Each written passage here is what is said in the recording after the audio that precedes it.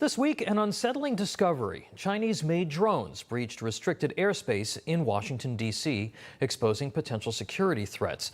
This while government agencies here in the U.S. and places like New York are buying hundreds of drones with advanced capabilities, raising privacy and civil liberties concerns. Joining us now to discuss, former Deputy Assistant to the Vice President for National Security Affairs, Senior Fellow for the America First Policy Institute, and CEO of DC International Advisory, Stephen Yates. Mr. Yates, thank you very much for being here. Talk to us about these Chinese-made drones and how drone technology can, be a threat to our national security here. Well, thank you very much. I mean, there's a few layers to this. Sure. There's the made in China part of it. And if anyone wonders how technology could be used and misused without constitutional protections, without respect for privacy or human dignity and all of that, well, China's the perfect environment for that because they have no such rights, ethics, or protections there. And you can see just in the recent demonstrations and other kinds of events that have been in the news, how the Chinese state is able to use these technologies to surveil people, even flying them when there was these long COVID-0 lockdowns in Shanghai up to high rises to order people back into their houses, tell them not to sing for freedom, all kinds of interesting things. So there's a case study for the world to see how this is misused. Then there's a second part of where does the data go from all of this? And if it's made in China, and if there's a back end of a cloud like TikTok that goes back to China, that data aggregation, video aggregation,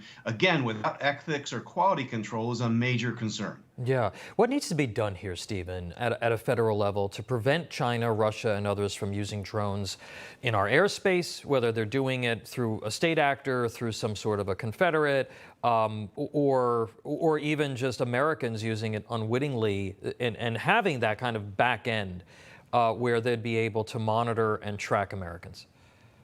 Well, number one, I think that drones, even low-end ones, should be considered a strategic item, and we shouldn't have anyone, much less any taxpayer money, used to purchase anything like that from entities that are registered with China or tied to them, and make sure that those who are purchasing are able to verify their supply chain is clean. Otherwise, the purchase can't go through. The second part are the components that would allow data to be aggregated or stored in a cloud.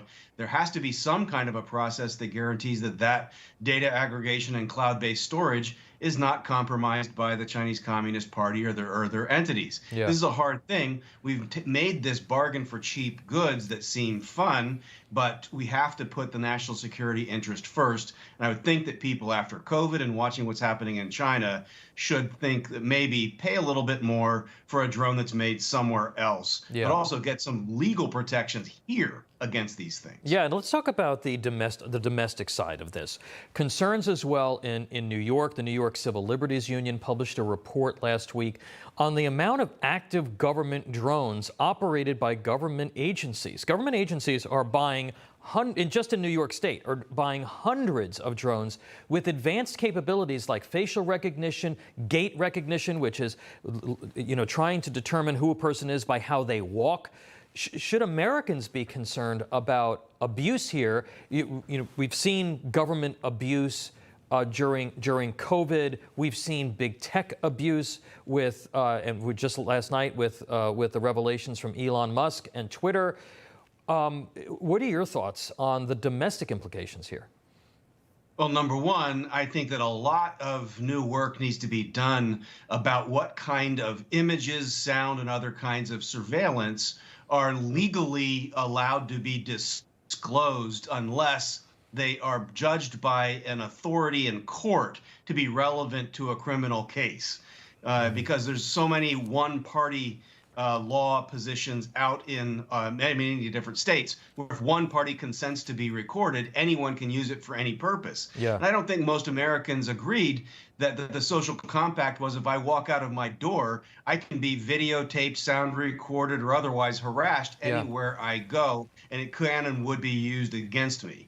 And if we were getting safety out of this in exchange, that might be one bargain. But as you know, New York City, as one of the most surveilled geographies in the the United States is not exactly crime-free in exchange for all this surveillance. Now, this is an important issue that maybe the left and the right actually could come together on, because you talk about that social contract, and you're right. I need a real quick answer from you on this. I have to ask you about the evidence that the Biden campaign worked with Twitter to suppress information about Hunter and the president's business dealings potentially with China and Ukraine. 50 former U.S. intelligence officials dismissed publicly the Biden laptop as Russian disinformation without evidence. After last night's revelations, we know the lengths that were taken to suppress information from the public. Do those 50 intel officials have some explaining to do at this point? They do. Absolutely none of them should have security clearances for having engaged in a propagandist manipulation information operation.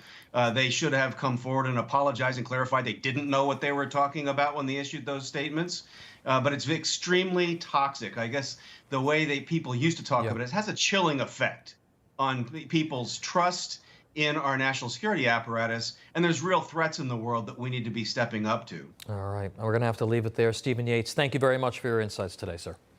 My pleasure. Thank you. No crooked establishment. None of that twisting the truth. No talking down to me. Don't tell me how to think. Don't tell me how to think. Don't tell me how to think. I trust Newsmax. Newsmax. They don't tell me how to think. They Let me decide. Newsmax. Real news For real people.